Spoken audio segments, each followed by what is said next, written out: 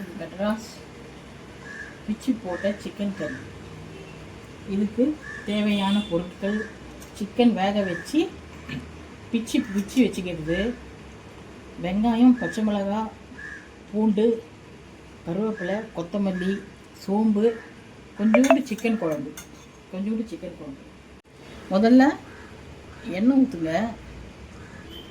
எண்ணெய் ஊற்றிட்டு கொஞ்சோண்டு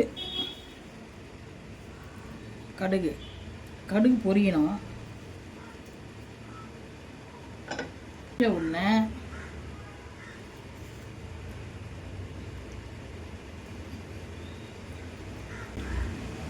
கடுகு பொரிஞ்ச உடனே கொஞ்சோண்டு சோம்பு போடுங்க. கடுகு போடுங்க, போட்டுட்டு கொஞ்சோண்டு சோம்பு போடுங்க. கடுகு பொரியணும். பொரிஞ்ச உடனே வெங்காயம் வெட்டி வச்சுருக்க வெங்காயம் போடுங்க.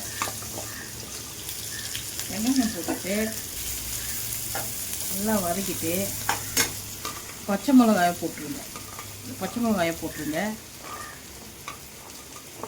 பூண்டு போட்டுருங்க. உரித்து வச்ச பூண்டு போட்டுருங்க. சும்மா அப்படியே லேசாக வதக்கும் போது இஞ்சி பூண்டு பேஸ்ட் கொஞ்சோண்டு, ஏன்னா பூண்டு நிறைய போட்டிருக்கோம், கொஞ்சம் பேஸ்ட்டு போட்டால் போதும். பேஸ்ட்டு போட்டு நல்லா வதக்குங்க.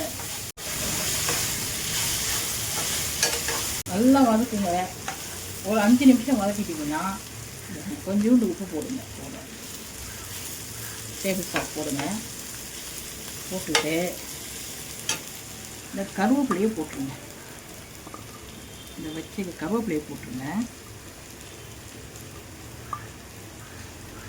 வதக்கிட்டு இந்த பிச்சு போட்ட சிக்கன் கறியை போட்டுட்டு ஒரு வதக்குங்க.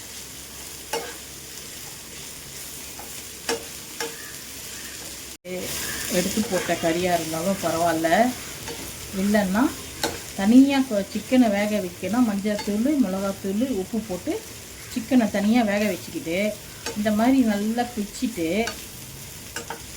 போட்டு பண்ணிங்கன்னா உங்களுக்கு இது பிச்சு போட்ட கறி நல்லா எக்ஸ்ட்ரா டேஸ்ட்டாக கிடைக்கும். குழம்பு வச்சுருந்தீங்கன்னா கொஞ்சோண்டு ஒரே ஒரு ஸ்பூன் ஊற்றுங்க, போதும். ஊற்றிட்டு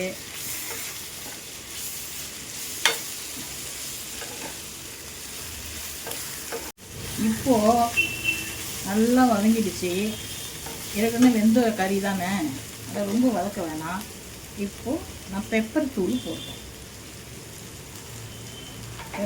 போட்டுட்டு ஒரே ஒரு பெரட்டிட்டு